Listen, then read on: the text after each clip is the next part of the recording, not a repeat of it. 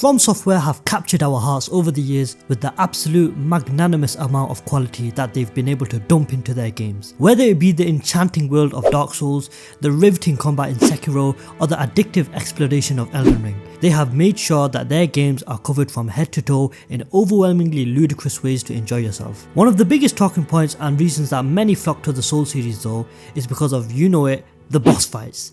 We've been treated to over hundreds of boss battles throughout the 7 games and their DLC. They may not all have the same consistency in quality, with a large amount ranging from absolutely atrocious to ridiculously fun to straight up cinematic masterpieces. But one thing that's been widely noticeable for any of us who've played even a couple of the games in the series is that the evolution FromSoftware have had when it comes to their refinement and dedication to creating memorable and meaningful encounters has been palpable. Hello everybody, I'm your host Adobo, and in today's video I'm going to be discussing the growth of FromSoftware in relation to their boss fight encounters. Now that we've been through 7 iterations of the series, we've had plenty of content to sink our teeth into, and with the release of Elden Ring Night Rain coming out sometime in 2025, I thought let's look back through the years and reminisce, pay homage to the old guard and appreciate how far we've come in the series. Starting with the progenitor of the series, let's talk about Demon's Souls.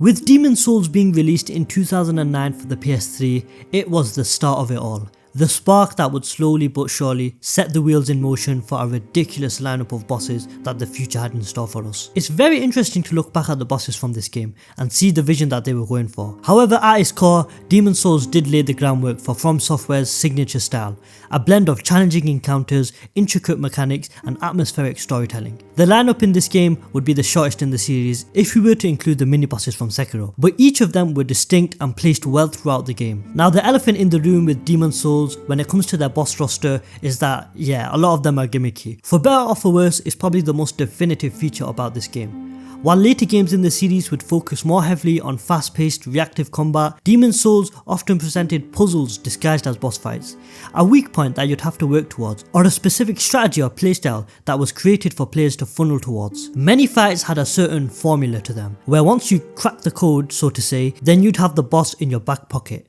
A prime example of this would be the Dragon God, which comes at the end of World 2. There isn't really a fight to take part in here. The challenge comes from understanding the mechanics of the battle, which is a stealth-based encounter. Players must travel through the arena whilst doing their best not to alert the boss, with the objective being to reach the 2 ballistas that are placed on opposite sides of the arena, to pin down the boss where you go in for the finish. It's not a straightforward fight by any means and will probably take most players a couple of tries to come to grips with the terms of the fight, but once they do figure out the formula, all they need to do is execute it. Of course, that's not to say that the game didn't have its share of straight up brawls, you know, its one-on-ones with no schemes or tricks, because those were definitely a thing too. They didn't come out often, but they were perhaps the most memorable of the bunch. From the fierce aggressiveness of the Flame Lurker to the comprehensive standoff with the Old King, Demon's Souls did know how to craft an excellent duel, even so early on, and would lay the seeds in these very fights for some of the finest works to bloom in the future. Another thing that FromSoftware made known in their earliest entry was that they knew how to establish a particular mood for a fight. Each fight was crafted to evoke something out of the player: dread, awe, or even a sense of grandiose. Each fight used atmosphere to tell its own tale, which is something that wouldn't be exclusive to this game alone. Many of our favourite fights in the series have phenomenal settings that elevate their encounters beyond simple bouts. Demon's Souls already had their foot on the gas when it came to the other elements, like the arena that our boss was situated in, or the music that would play during these sequences. The blueprint was set, and all the components would only upgrade as the series went along. When Dark Souls 1 launched in 2011, it wasn't just a sequel to Demon's Souls, it was a spiritual successor and an advancement in FromSoftware's formula, refining nearly every aspect of its predecessor, while solidifying the studio's identity as a home for deep, challenging and atmospheric action RPGs. Whilst Demon's Souls only gave us 18 bosses to combat against, Dark Souls upped that number to 26 with the help of its DLC, Artorias of the Abyss. Now, the bosses weren't immediately upgraded beyond comprehension, it was still small steps with the balance between gimmicky fights and combat intensive encounters. Dark Souls 1 and the rest of the series would keep their fair share of gimmick fights in the game, but rosters would lean a lot more towards the traditional dodge and counter style as the games would go on. Keeping these gimmick fights would do a good job in making sure rosters had some variety to it and ensured things didn't get too repetitive. With Dark Souls 1 being sizably bigger than Demon's Souls, FromSoftware gave players a lot more options with how they were able to play the game. By this I mean how they tackled the bosses, because in Demon Souls, apart from the Vanguard demon who you only had one shot at anyway, every boss is mandatory, meaning you would eventually have to kill all of them on your route to beating the game. In Dark Souls 1, this isn't the case. There's actually a decent amount of bosses you can just straight up ignore if the sole purpose of a playthrough is to beat the game. Bosses such as the Moonlight Butterfly, the Taurus Demon, the Gaping Dragon, and many more can be outright disregarded if the player wanted to, which gave the game a lot more replay value. Focusing on the bosses themselves, however, they retained that sense of dread and awe, while introducing new layers of complexity and challenge. One big thing was that the bosses tied a lot more naturally into the game's lore and narrative. It introduced that unspoken rule that each of the Dark Souls games had to have, the 4 lore figures that the players would have to slay in order to be able to progress to some key area for progression. We were able to find out a lot more about the bosses in this game compared to those in the previous title. Take Sif for example. When we meet him, he's a formidable foe, an enormous wolf wielding a saw in its jaws. That's pretty badass if you ask me. But once you learn more about his relation and dynamic with Knight Artorias, the more you realise how tragic the boss was in hindsight. Even smaller details like him limping during the boss fight as he nears the end of his health pool, or the alternate cutscene that plays if you complete the DLC before reaching the Great Grey Wolf, are magnificent and accentuate the fight a damn ton. This emotional weight transforms the encounter into something far more profound than a simple test of skill. Lore through bosses was definitely present in Demon Souls, but the way players were able to piece together parts of the narrative through little tidbits found around through the bosses was an evolution and simply genius, and is still a hallmark of the game's quality to this day. With it of course being a sequel in the series, the boss fights we received in this game had increased scale, a lot of grander sequences and some awesome spectacle combined to give us some incredibly memorable bosses. A full on second phase boss fight with Ornstein and Smough was insane. We also got our first real case of dragons in this series. Yes, we had those red and blue dragons in Boletaria, but in Lordran we were able to have fully fledged encounters with the scaled creatures, and even the ones that were scaleless. It also naturally had more challenge to their encounters, especially with the addition of the Artorias of the Abyss DLC. Adaptability was a huge aspect that players would have to learn, as some bosses had you going tooth and nail while searching for that kill. Even after multiple playthroughs of it, there are still some bosses that embarrass me and make me rage to this day. I think it's safe to say that Dark Souls 1 did learn to stay away from a reliance on gimmick fights, whilst also integrating more lore into their encounters and toughening up their roster for some increased challenge. When Dark Souls 2 released in 2014, it had the daunting task of following the groundbreaking success of its predecessor, Dark Souls 1. With a different team than usual at the helm, as Miyazaki's main objective at this point was the creation of Bloodborne, FromSoftware opted for an interesting approach when it came to Dark Souls 2 and its bosses. The game had the most bosses of any entry in the series up to that point. At a glance that does seem great, however this abundance often came at the expense of originality and memorability. The first thing that stands out about Dark Souls 2 is its sheer number of bosses. From the Last Giant all the way down to Aldir, the game is packed with boss encounters, 41 to be exact, which is almost as many as Demon Souls and Dark Souls 1 combined. Granted, Dark Souls 2 would deliver upon 3 DLC, which inflated the number quite a bit, giving players a near constant stream of challenge to partake in, but the sheer number of bosses diluted the overall experience for many. Some fights would just feel uninspired or overly simplistic, with little to distinguish one from the next. This game in particular has a few encounters that feel like filler. Pacing was interrupted and the flow of exploration felt imbalanced when sometimes bosses were just shoved in at a random point to fill out some imaginary checklist. Take bosses like the Twin Dragon Riders or the Congregation fight. They come at points in the level that felt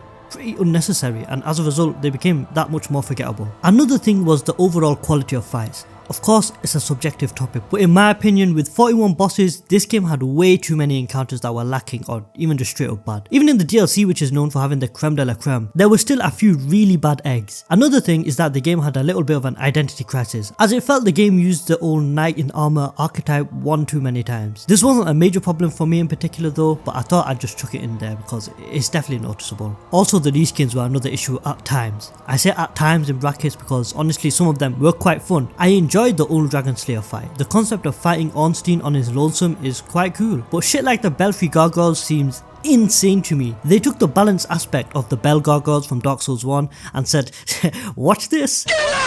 The reskin problem isn't exclusive to Dark Souls 2 by the way. Its predecessor and even the games in the future would have this issue. Even Dark Souls 1 had a share of garbage. Bosses like the Centipede Demon, the Capra Demon and the reskins of the Asylum Demon were unpleasant experiences for multiple reasons. It just felt that with Dark Souls 2 that every memorable fight came with another very lackluster one.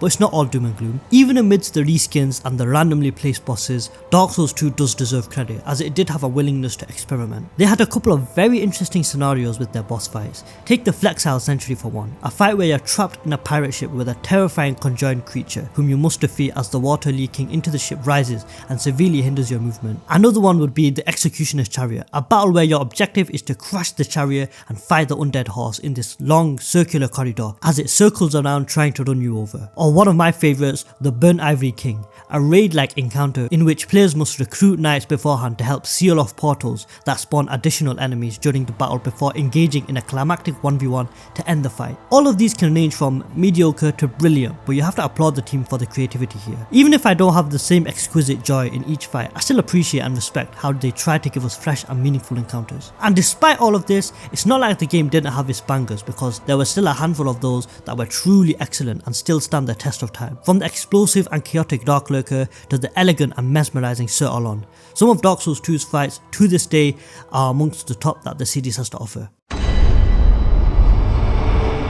As Bloodborne was released in 2015 by Miyazaki and the A-Team, it represented a clear advancement in the equation that FromSoftware was using for their games. The series, for the time being, traded the medieval fantasy setting for a dark and gothic horror aesthetic, while overhauling the combat system to be faster, more visceral and significantly more aggressive. The changes in gameplay naturally extended to the boss design, which became a defining feature of the Bloodborne experience. Shields were completely abandoned in favour of dodging and quick counterattacks. This change was very noticeable in the boss design, as many bosses punished passive play whilst also rewarding constant aggression. Boss fights were no longer about cautious observation and methodical strategy. They were frantic, heart-pounding tests of reflexes and adaptability. Many players coming from the early Souls games were in for a rude awakening if they came into the world of Yharnam with the same mindsets that got them through the others. Playing safe and cautiously often had players being drained of their resources quickly. Instead, matching the tempo that the boss would set proved to be a much more surefire way of progressing through the boss encounters. Very early on, players are faced with Father Gascoigne, who drills in Bloodborne's philosophy like no other. A humanoid boss with relentless aggression to keep you active, with a pistol that constantly interrupts you from staying passive. It was almost as if he was hammering home this fight or flight playstyle into you. This shift in tone was integral to how you'd play the game, essentially needing to move one step ahead of your opponent. They also introduced new systems to complement the player in their approaches to boss fight. The rally system. If players were to take damage from an enemy, then there'd be a small time frame which allowed players to recover fractions of lost health by striking the enemy back. A fantastic new system that promoted the philosophy that Bloodborne was all about, and would even change the way players tackled bosses. I wouldn't necessarily treat it as a replacement for healing, but rather a supplementary mechanic that allows for your health bar to stay a little more active for longer whilst you clear out hordes or keep transformation combos going on bosses. It's a fantastic feature that just lets you have a bunch of fun with the combat that the game has to offer. That feeling when you try to parry an enemy or a boss only to trade blows and lose a ton of health, whilst also reaching into their internal organs and then gaining back all that lost health in an instant, is absolutely magical. Speaking of parrying, that's another major game changer that Bloodborne reworked. As I said earlier, shields were thrown to the side in Bloodborne and traded with firearms, which replaced the method of parrying. Now, parrying is performed by shooting an enemy just as they are about to land a hit. The action will interrupt them and create a huge opening for a visceral attack, dealing massive damage. Visceral attacks are huge in Bloodborne, as it not only deals that juicy bonus damage to enemies and bosses, but can even be worked around to form monstrous build with the usage of particular runes that the game has to offer. We're talking going from some bonus damage to removing straight up chunks of HP from a boss with the right setup. This parrying method compared to the other Souls games is less risky, as you're able to generate space and safety to execute it, and is borderline overpowered, as if you're half decent at it, you can trivialize some encounters. Bosses like German and Lady Maria, hell, even the terrifying Orphan of Kos can be made to sit down in shame whilst you subject them to the most gruesome fisting exercises. Roster wise, if we exclude the challenge dungeons, which feel like a whole other entity for some, then Bloodborne has a lineup of 22 bosses from its base game to the DLC. A much more compact list, almost half of what we had in Dark Souls 2. I'd say the bosses in this game were pretty memorable. Even if some of them weren't as good as others quality wise, those poorer quality bosses did a good job at excelling in areas to make the overall product one that stuck with players. Take Take Mikolash for example, might be my least favourite fight in the game. I think that actually fighting this fucker is repetitive as hell, and the way he spams a call beyond in his second phase is infuriating. However, I can't deny that the mood and atmosphere of the fight, along with many others, is enthralling. But even when some fights fell short, there certainly were those that showed how legendary FromSoftware were. Fan favourites like Ludwig and Lady Maria were an absolute masterclass in every aspect, combining the engaging combat with the thick atmosphere and the brilliant storytelling to transcend the medium and push it to new heights. Am I glazing? Hell fucking yes! Overall, Bloodborne revolutionized FromSoftware's approach to boss design by embracing faster, more aggressive combat while intertwining its mechanics with rich thematic storytelling. It wasn't just an evolution of the Souls formula, it was a bold reimagining, setting a new standard for what FromSoftware could achieve.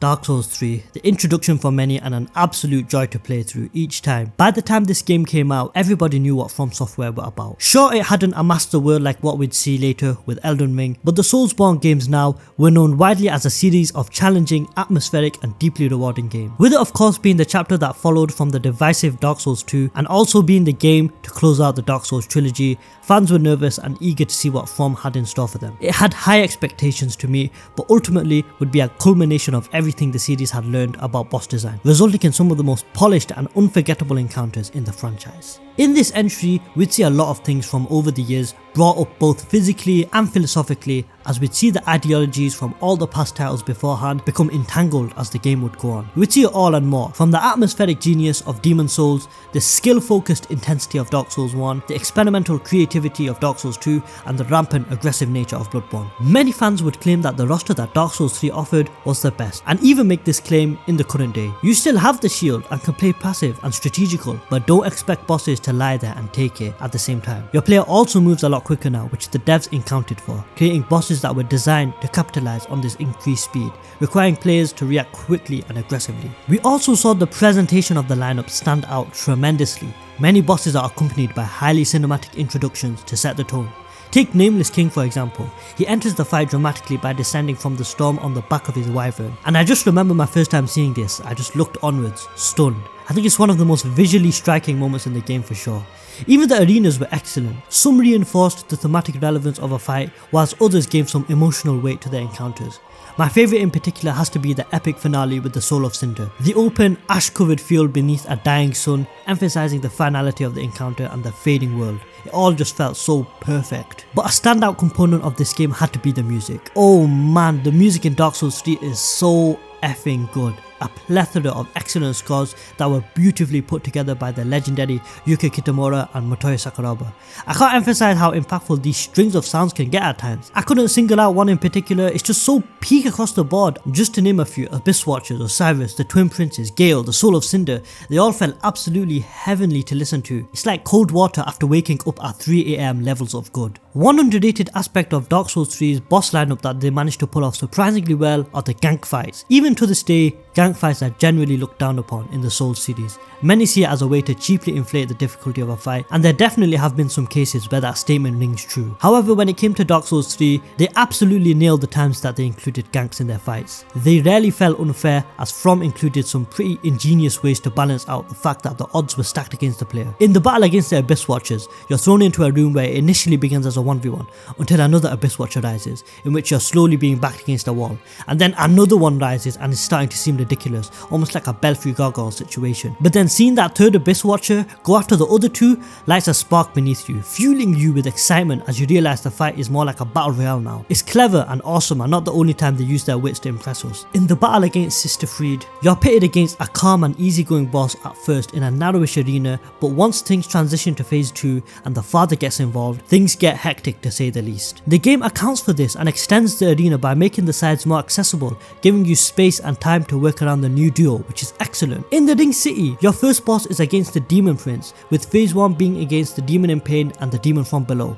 It can be a long and strenuous fight, but not unfair. The two chaotic demons have balance, as only one is active in aggro at a time whilst the other will remain passive from afar, making this fight incredibly more manageable. They only rarely overlap in AI, and I can admit it's not fun when that happens. But I could go on and list some more bosses, but I think you get the gist. FromSoftware were excellent with Dark Souls 3 and learned a lot from their previous titles. Smart gimmicks and small but thoughtful decisions just made their ganks a step above the rest of the series. Even then, with all the praise that I've given it, there were still a few blunders in this boss lineup. I'll admit some fights just weren't great or interesting and had little to nothing going for them in my opinion. I can excuse fights like High Lord Walnir and the Ancient Dragon because at least those were creative and had mildly interesting gimmicks, but I'm mainly looking at you, Cursed-Rotted Greatwood. It's a mess of a battle where you're awkwardly running around trying to hit disgusting spores on its body. There were also some really annoying ones that disappointedly were ganks. The Gravetender fight and Half-Light were both just really poor and annoying. The Gravetender fight was just a straight up tasteless encounter that could have frankly ruined the Ashes of Ariandel DLC for some, if Sister Fried wasn't of the immaculate quality that she is. And Half-Light is just an equally substandard boss, like the old monk was in Demon Souls. Except here, the AI, instead of being a pushover, is much more cracked and paired with another regular yet irritating enemy. Both Gravetender and Half-Light were vexing, but to see them in such great DLC was just disappointing if anything. But for every boss that was below par, we'd get 3 times the amount that were brilliant. The game had some of the most unforgettable encounters, just like Bloodborne. I'd say the top half of the bosses quality wise were just a level above the bottom half. Bosses like Gale, Medea, Fried are some of my favourites in the series, boasting unbelievably fun gameplay, score, design, everything.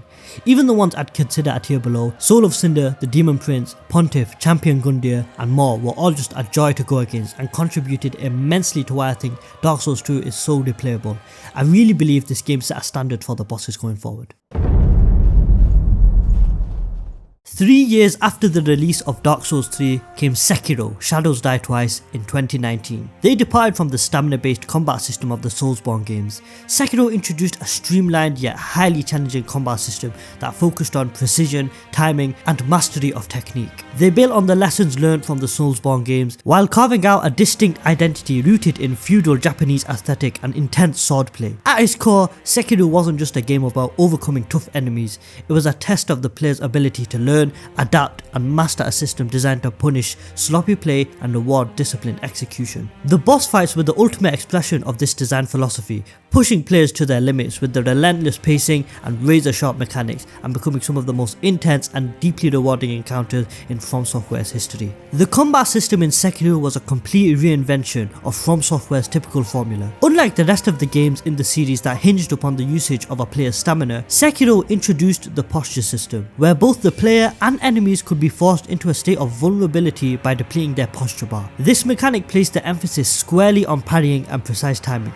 transforming bosses into duels that felt more akin to a deadly dance than a traditional slugfest. Take the iconic battle against Genichiro upon Ashina Castle as an example. This fight serves as a culmination of the skills the game has been teaching up to that point. Genichiro's attacks are relentless, forcing players to master deflecting blows and responding to perilous attacks with the correct counters. A single misstep can spell disaster, and for many players it's a hardcore skill check. Beat Genichiro and you've unlocked the formula to Sekiro, otherwise you will be here struggling for a while, wondering why the combat hasn't clicked yet. By removing the stamina bar and focusing on mechanics like parrying and death blows, Sekiro shifted the focus from survival to mastery. The traditional mechanics of leveling, stats and different builds were gone too, meaning all you had was your own skill. The game was no longer about busted builds, exploiting weaknesses or clawing out a victory through attrition, but about outplaying the opponent through skill and timing, proving you were better than the other and knowing a boss's moveset inside and out. Another thing were the mini bosses in the game. Whilst not being as memorable as the major bosses, naturally, the mini bosses in Sekiro served as great tools for sharpening your skills as a player and enhancing parts of your character. Different mini bosses highlighted different elements that you need to remember before encountering one of those major boss fights. Some emphasized strategy and spacing, others showcased the importance of shinobi tools and certain skills, and there were even those that highlighted the importance of vigilant pressure and defense. Some could be described as nuisances to be honest, but a lot of them functioned really well within the game to help us learn more about the mechanics on offer, and some were damn hard, and I mean on par with some of the main bosses. Odin of the Water and the Headless have put me in my place just as many times as bosses like Genichiro and the Guardian Ape.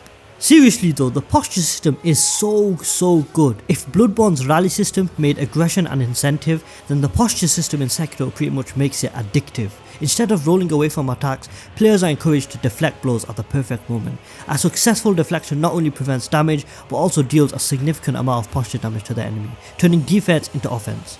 It can honestly be dumbed down into a turn-based action game. Whether it's you with the momentum or the boss, it genuinely feels like it's one's goal or the other. It's a risk and reward type of dynamic. Players were encouraged to engage aggressively to deal posture damage, but doing so recklessly would in turn fill your own posture meter and make you vulnerable to a counter-attack. Sekiro also had a boss rush mode, allowing for players to continuously replay bosses to their heart's content, and by Jove, it is one of the best features they've ever added to one of these games. It truly does have a lineup of bosses that are extremely fun and mesmerizing to fight against. The combat is refined and polished and enhances the bosses so much, making each one, excluding the reskins and these motherfuckers, feel distinct and memorable. The game's mechanics are honed to such a degree that even the most brutal encounters feel fair, provided that the player is willing to put in the effort to learn and improve. With only a few duds, Sekiro has a roster containing some of the most intense and rewarding duels that FromSoftware have ever created, which brings us to the most current entry in the series. When Elden Ring released in 2022, it wasn't just another game from the studio, it was a culmination of over a decade of design evolution. From Demon's Souls to Sekiro, the studio had refined its boss fight formula, each iteration adding new layers of challenge, spectacle and depth. Elden Ring took these lessons to craft an open world experience that offered unprecedented freedom, exploration and scale. This shift didn't just redefine the genre, it also revolutionized the approach to boss fights. And for being an open world game and by far the largest game in the series by leaps and bounds, oh boy were there a ton of bosses. The sprawling world of Elden Ring provided a rich canvas for FromSoftware to craft an unparalleled variety of boss encounters. If we were to add up the number of them from the base game to the DLC, then Elden Ring would come in with a total of 207, a staggering amount. Almost half of the entire series' total in one game. And unlike the linear progression of earlier titles, Elden Ring gave players the freedom to explore vast regions and discover bosses organically. From the ruins of Limgrave to the nightmarishly surreal landscapes of Caelid, every region offered its own distinct challenges and aesthetics. This freedom led to an incredibly diverse way of being able to find bosses. You can venture deep into the earth through caves, dungeons and tunnels to find some of the randomest and wackiest creatures, or go through incredible quests to find some of the game's most hidden and missable encounters. There's also the traditional route of following the story path to find some of the most stunning cinematic bosses that FromSoftware have ever created. Or there's the fights that you just stumble upon randomly that surprise you with joy and excitement. The sheer apex of variety that FromSoftware gave with Elden Ring made boss fights so much more fun. One heavily discussed topic about Elden Ring is the difficulty and the balance. Is the game unfair? Since the game's release, many players would complain about the bosses, criticizing them for being overly aggressive with unfair combos that offered little to no punishable windows. It's a topic that can quite literally have its own video dedicated to it, but it's a thought-provoking debate as there are definitely bosses that contain some ridiculous strings of attacks with little to no room to breathe, but a large majority of them can most certainly be played around. I'm not going to dive into this topic, but it unquestionably highlights the evolution that FromSoftware have had with their bosses in the series. Gone are the days where a boss's moveset was limited to a couple of swings and sweeps, and the occasional quick attack that would catch players off guard. A large fraction of even regular enemies in Elden Ring now have enough moves to serve as a boss in the first couple of games. Hell, some enemies in the game even rival the movesets of bosses from even Dark Souls 3 and Sekiro. Like, FromSoftware really injected something crazy into some of these dudes. And of course, that extends to the boss fights. Elden Ring has a lot of the series' hardest encounters, fights that will push you past your capabilities, breaking you beyond repair or unlocking new heights that you never thought you'd reach. Nearly every major boss has multiple phases, each escalating the stakes, the challenge and the mental fortitude needed to succeed. It was almost surprising to face a regular boss and not have a cutscene midway. Finding out the second phase for some of these encounters filled players with all sorts of dread, despair and excitement. Well, we know that FromSoftware has always been a master of atmosphere, and Elden Ring takes boss presentation to another level.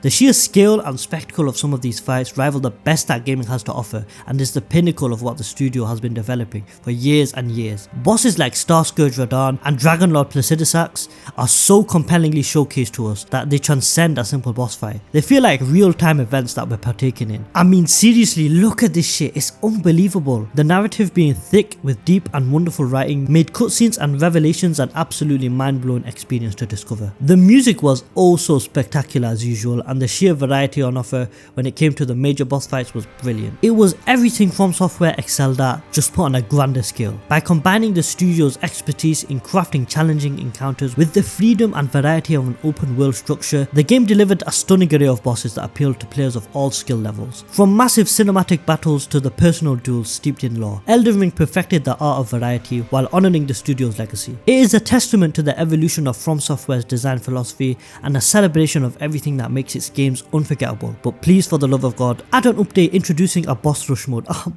begging you. The series has certainly delivered on some of our fondest gaming memories, and the bosses were as much of a contribution to that as any. If you've made it to this point in the video, then thank you so much for watching it all. It was really fun to craft and look back on the entire Souls family from start to end. If you enjoyed the video, please do me a favour and drop a like and subscribe to the channel, it would mean the world. As we all prepare for the release of Elden Ring Night Reign, I'd like to thank FromSoftware for everything and us the community for always managing to create meaningful and passionate conversation around them. Have a great day everybody, I'll see you in my next video and peace!